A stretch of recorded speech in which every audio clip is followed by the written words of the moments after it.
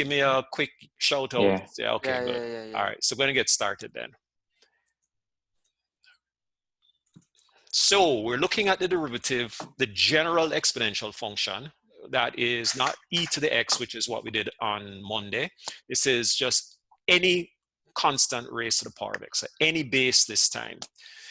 So here's how this looks. The derivative of f of x equals a to the x, where a is a constant. So a is 2 or 3 or 4 or whatever. That derivative, f prime of x, is equal to the same a to the x, just like how we did e to the x the other day was e to the x. It's a to the x, but now you have to multiply it by the natural log of the base. If you see what I'm pointing to here, you'll see what I'm talking about. So there's a component there which we didn't have before. Last time it was just e to the x. But now it's the base raised to the exponent, right? The x, the variable, multiplied by the ln of the base a for all real values of x. What does that look like? Well, here's an example coming up. If f of x is equal to 2 to the power of x, if that's your function, then it means that your derivative is exactly what you would think. It's 2 to the power of x times the ln of 2, the ln of the base. That's all it is. It's as easy as that. Now, this actually also applies to e to the x. It's just that we didn't realize that that was what was going on. So if my function was e to the power of x, then it means that I would have e to the power of x times the ln of e, or the ln of e. But what's the ln of e? If I have a log, which is a base e, and I ask you to, hold on, again, I just have to let people in while we're doing this. All right. I use the waiting room just to avoid Zoom bombing, as you know. All right, so back to what we're doing. Just let me see if there's anybody else in the waiting room. No, I don't think so. Okay, all right. So if you look at what I have on the screen, it's the same thing that we have for the general case, except I now have to take the ln of e. But what's the ln of e? If I have a base which matches the number that I'm trying to find for that base. So if I have the base 2 of 2, the log base 2 of 2, isn't that just equal to 1? Well, that's what the ln, which is the base e of e, is. It's 1. So that's why this actually just works out to be, as I say, the ln of e is 1. The base e ln of e is 1. So it just works out to be the e to the x. And that's why this is an application of the general rule, which says that if f of x is equal to a to the power of x, then the derivative is a to the power of x times the ln of the base. The ln of the base in this time just turns out to be 1, so it actually works out to be just e to the power of x. Hopefully that's clear. Let me move on to the next slide. Okay, so what about the derivatives of logs? If I had a function which was the ln of x, in other words, the base e of x, then it turns out that, and again, I'm not going to expect you to memorize all of these derivative rules, because I'm going to give these rules to you on a test. So don't memorize them, just understand how to use them. So if the function is ln of x, then the derivative of that is just simply 1 over x. But x has to be positive, because in the first place, we're talking a ln and a log, and all logs, as you know, have to be positive. So this assumes that you're dealing with a positive x. So if it's the ln of x, then the derivative is just simply 1 over x, as simple as that. If it's the log base a, so it's not necessarily the ln, which is a base e, so any general log a of x, then the derivative of that is the same 1 over x, but now you're going to multiply the denominator by the ln of a. So in this case, the ln of this base. So for example, if it was a base 10 log of x, then it would be 1 over x multiplied by the ln of 10, because 10 is the base in this case. So that's your derivative of, first of all, an exponential function, any base, and the ln of a log function, any base. All right, again, not expecting you to memorize what their derivatives are. I expect you to know how to use them. Let's get to the first example. The first example is kind of just like one of the examples I've already done before. It says derivative of, or differentiate y is equal to 3 to the power of x. Well, we just said that that would be equal to the 3 to the x. You just repeat what the function is, but then you multiply that by the ln of 3, because 3 is the base. It's really that simple. This one is a little bit more. This one is the product of 2 exponential function. So 4 to the x and 5 to the x. So, I like to get a little input here. What do you think? What do we do to have to differentiate this one? Mr. Kamek, yes. I just had a quick question for example 1. Yeah. So is that the simplest terms you would want us to put it in? Yes, because you obviously the ln of 3 is some decimal number, so you don't want to have to like state what that is, because generally you want to put it in exact form. So leave it as a ln of 3 times 3 to the power of x. That's your derivative right there. There is nothing more to, and you can put the ln of 3 in the front since that's like a constant multiplied by that. Let me just again let some people in here, Sanjay and okay, Moonin. All right, so thanks for the question, by the way. So how about this one? 4 to the power of x times 5 to the power of x. What's that? How do we differentiate that? I just heard somebody say it. Yeah, product law. Absolutely. So we'll use the product law. So here comes the product law. The derivative of the first one is 4 to the power of x, right there, ln of 4, because that's your base, times the underived second part, the 5 to the power of x. Then I'm going to take the derivative of the 5 to the power of x, which is 5 to the power of x ln 5, and multiply it by the underived first part, which is 4 to the power of x. Now, you can bet that I wouldn't expect to leave it like that. Is there any common factor that I can use, anything I can put together here that would make this easier? Give me some ideas, people. What's the common factor here that I might be able to put together? There is a hopefully fairly obvious common factor between both of these. What is that? Look at the two terms. It's this plus that. Look at these, look at those. What's your common factor there? I'm just making sure that I'm not on mute again. So no, I'm not. So I'm supposed to hear somebody saying something here. You could factor out 4 to the x and 5 to the x? Absolutely. So we'll do exactly that. So here's our 4 to the x and 5 to the x, and we're factoring out ln 4 plus ln 5. That's what's left when you factor those out. Perfect. But guess what? We can go further. I'm going to remind you of stuff you did in advanced functions now. Can I combine these two here, ln 4 and ln 5, in some way? Does anybody remember these laws, that the log of base a of x plus the log of base a of y is equal to log base a of what I call the product law of logs, log base a of x times y? Does that look familiar from advanced functions? It should. Okay, so how can I write this part here again? Ln 4 plus ln 5, what is that? Ln of 4 plus the ln of 5. Just look at what the general product law of logs says. It's right here on the screen. I'm pointing to it right now. What should that be? Ln 20. Absolutely. But here's the other thing.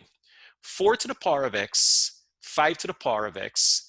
If you think about it, if I had a times b to the power of x, wouldn't I, in a sense, distribute that exponent on both of these? I'd have a to the x times b to the x. Isn't that what this is? So I can go the other way. If I have 4 to the power of x times 5 to the power of x, wouldn't I be able to write it like this? A times b to the power of x. Isn't that the same thing? So how can I rewrite this part over here then? Instead of saying 4 to the power of x and 5 to the power of x, how can I write that part? So it'll just be 4 times 5 to the power of x. Thank you very much, which of course is 20. So there's your answer. 20 to the power of x times the ln of 20. Now, some of you are going to look back at this and think, hold on a second. Couldn't I have written this original function like that as a times b to the power of x? And you're right, I could have written this as 20 to the power of x right here. And if I did that, wouldn't I get the same answer down here if we apply the general law of logs, sorry, of differentiating exponential functions? I'd have the 20 to the power of x multiplied by the ln of 20. So here's the shortcut.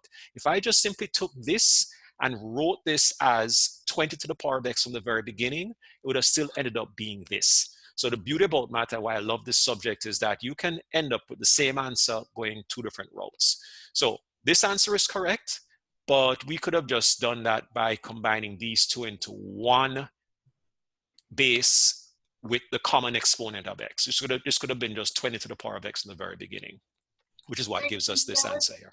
Sorry, go ahead. You can do that with any question like example 2? Absolutely. As long as you're multiplying them and they have the same exponent, you can do that. Okay, it doesn't work for addition. Let me just hasten to say that, but it does work for multiplication. It does work for division. If they're both with the same exponent, then I can just multiply those two bases together, raised to that one exponent. Okay, and I'm showing you over here. That sounded like Rab. Was that Rab neat? Yes, sir. Okay, great. So I'm just showing you over here that that would have been how you'd have interpreted. If I gave you these two numbers being raised to the power of x, then you know that I can distribute that x onto each of these individually. A to the power of x times b to the power of x, which is what this is saying. So I can go the other way. If I have a to the power of x times b to the power of x, that's the same thing as a times b to the power of x.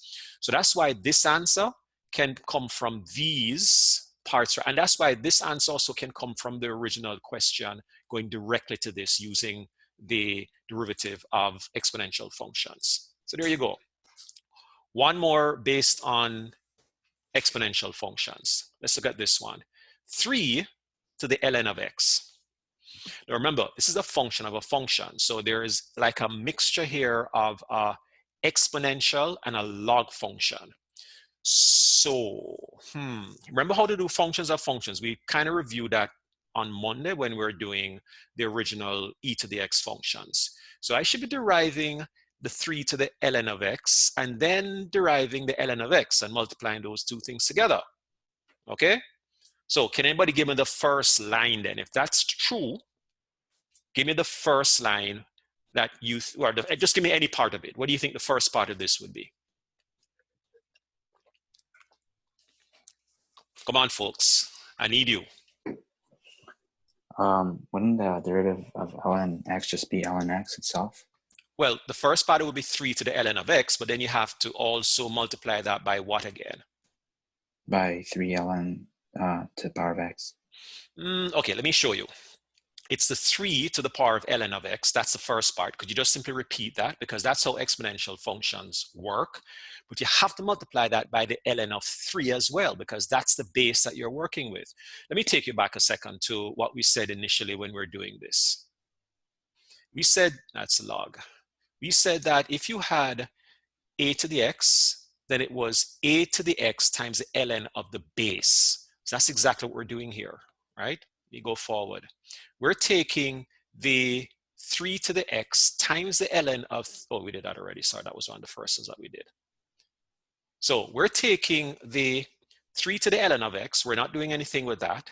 We're multiplying that by the ln or the ln of the 3. But we also have to multiply that by the derivative of the inside function, which is the ln of x, which we said was 1 over x. So you have to multiply all three of these things together.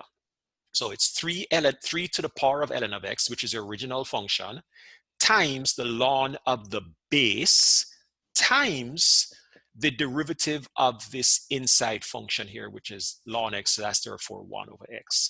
The only other thing I can do with this is just write it like that. So I would just take this and put that over x, since that x was the denominator. And to sort of, I think it was actually you asked the question earlier on, I don't think that there is any other neater, nicer way to write this. The ln of 3 is a constant. You could put that in the front if you like, but it's just a it's just a number, right? It's just some, I don't know what it is. It's some decimal number. Leave it as a ln of 3.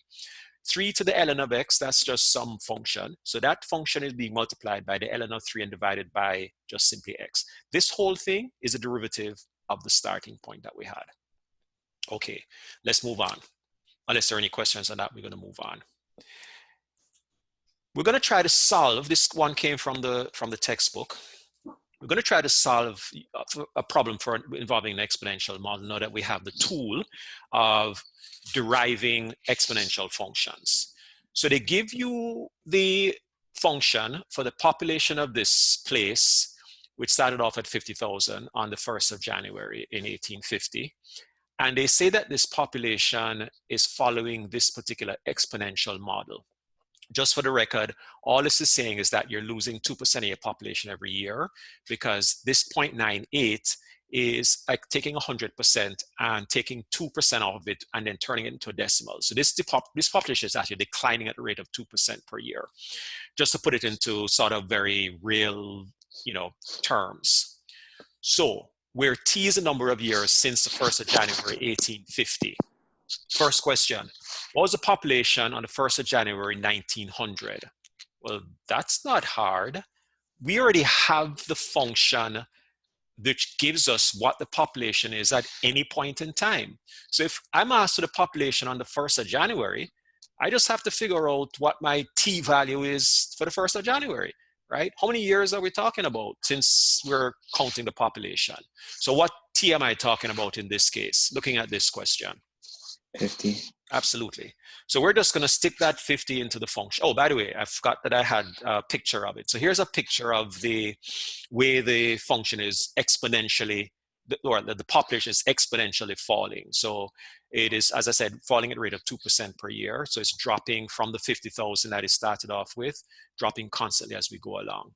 So the first part of this is just putting, as you just said, 50 into the function. So putting 50 into that function, here's my exponent of 50.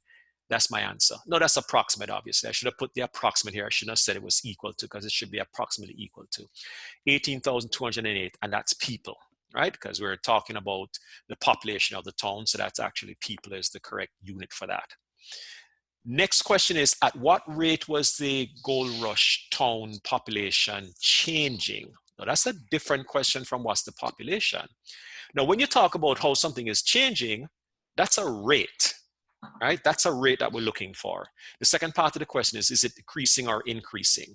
So if I'm trying to know how fast it was decreasing or increasing, but I mean, from the picture, you can tell it's going to be decreasing. So we're talking at 50. So 50 is somewhere around here. I'm just pointing to where 50 is.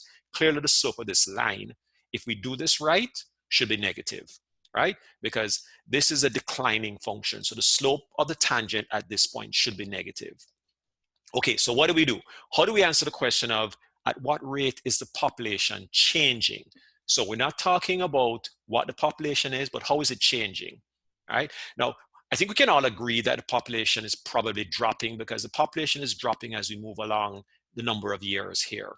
But how do I know the rate at which it's changing? So like how many people per year? That's really what we're trying to get here. What do you think is the first thing I need to do in order to be able to get that number? Do you The find rate. the slope? Find your derivative. Absolutely. And to get a slope, we need a derivative, correct? Yes. Okay, so let's do that. Let's do exactly that. Let's find the derivative of this function. Here's my function right here. And that derivative, now remember, I said this to you on Monday, just ignore the coefficient, right? Sometimes the coefficient can make you think it's a product. Use a product law. That's not the case. You can use a product law, but it's just going to be too much work. Just focus on this part, the 0.98 to the power of t, get that derivative, then multiply the result by 50,000. Okay?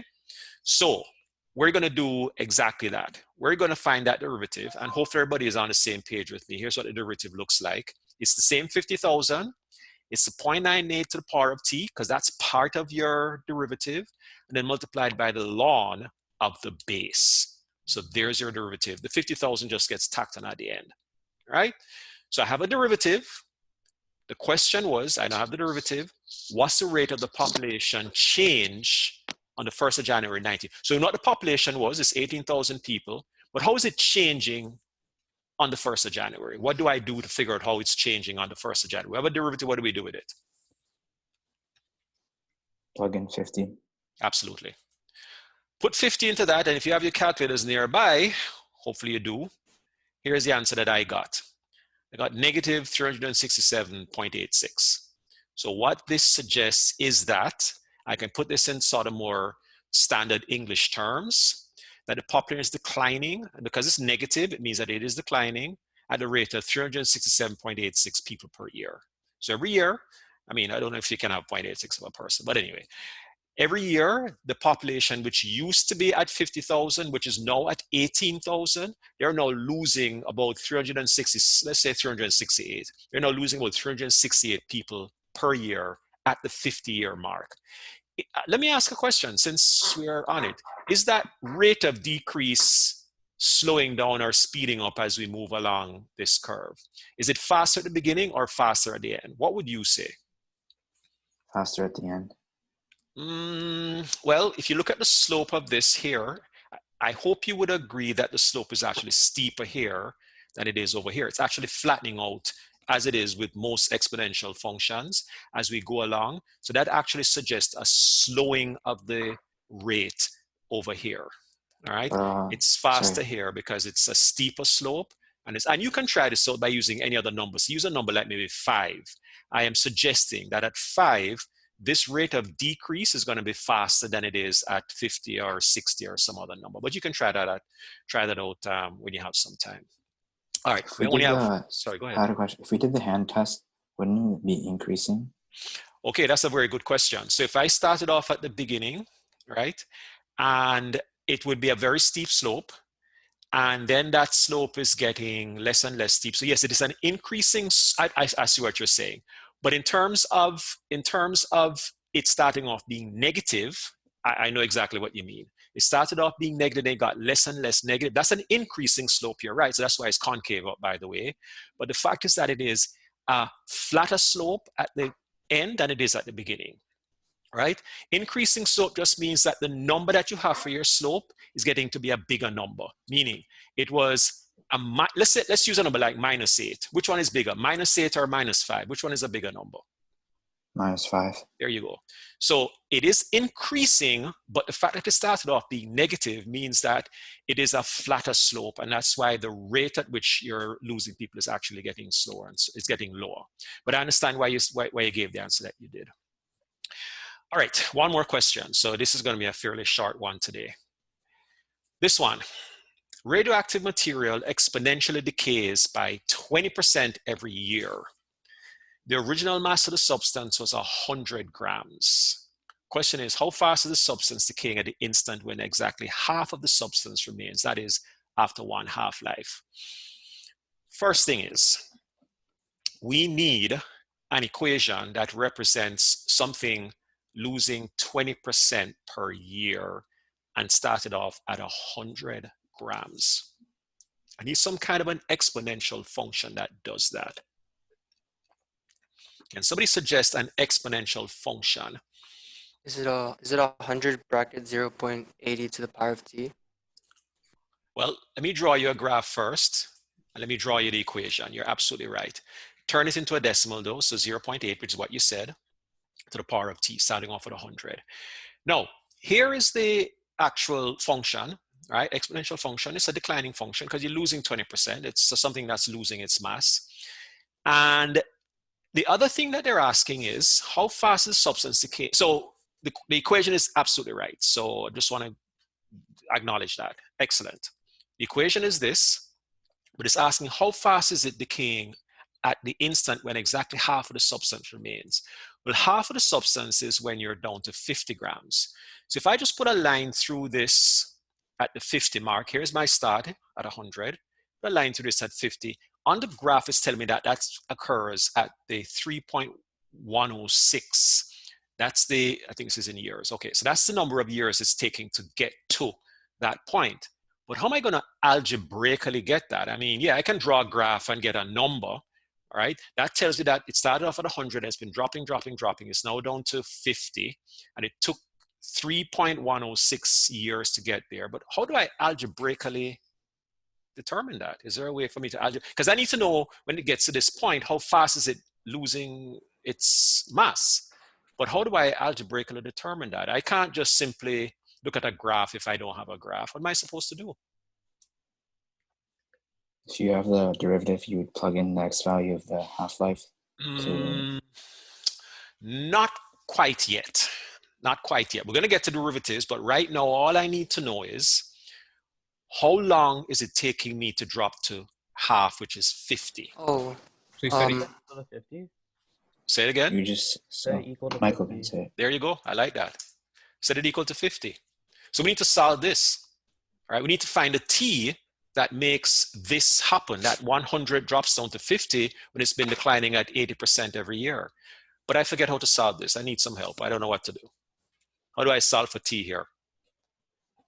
Bring the 100 to the left. Okay. Which would make it 0.5, right? Yeah. And then Okay. you'd find what value of t gives you would equal left side or right side. Okay, but how do I do that? You'd have to use log. Okay.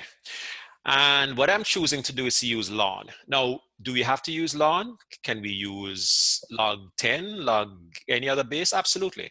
I'm choosing to use ln because a lot of these functions tend to have ln in them anyway. So, and my calculator has a ln key on it. So I'm going to use ln to do this.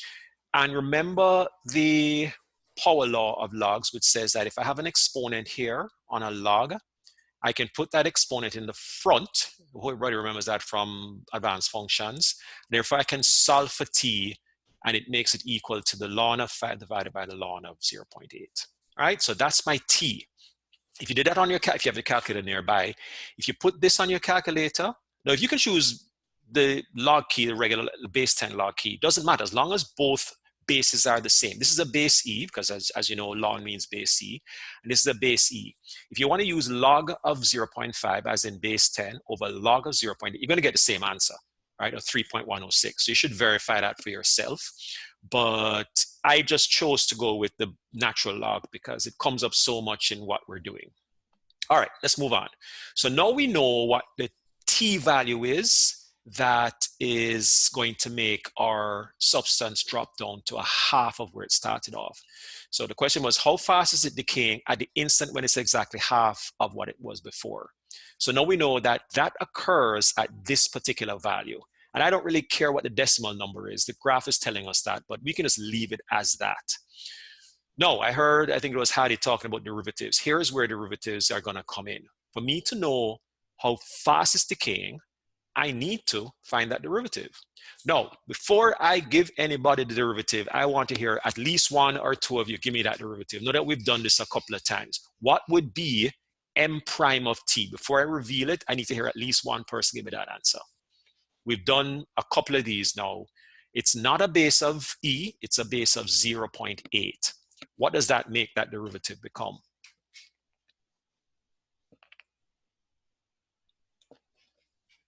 I wasn't hoping for silence. I was hoping for an answer. I know my volume is not off, so that's not the problem this time.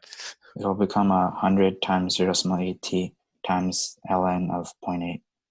Oh, you mean this? Excellent. Yeah. Thank you very much. I'm hoping that all the other silent people were able to come up with that as well. So you're right. If we have that derivative, which we now do, I can now find what the m of the point is, the t point that we said it would drop down to a half. So I'm putting that half in as the t value into the derivative that we just got. And if we did all of that, gives us this, minus 11.2. And the units that I'm choosing to go with, all right, which would make sense for this question, is grams per year. Because this was, well, let me just make sure it was in grams. It was in grams. This was each, yeah. So the units are grams per year.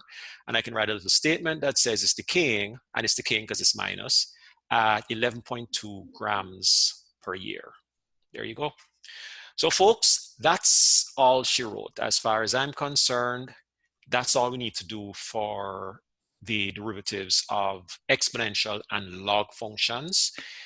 If there are any questions that I can answer right now, I can try to answer them. As I said, the questions you had from the homework, I will have those ready for you next. I'm also going to see if I can get the camera hooked up so I can do it in real time rather than writing out the answers and then just presenting them to you. But that's for the next one. I just got the camera today because as I told you, I went into the school, the camera was there and I got it back today. So now I'm able to use it. So we'll do that for next time. But that's it. Any other questions that we want to ask before we call it a day for today? Nope. Everybody good? I think we're good. All right. Is there? Go ahead. What's the question? I don't know, just like an expression. I'm saying yes, sir. Okay. All right. What? Okay. So I'm going to, hold on. First of all, stop the share.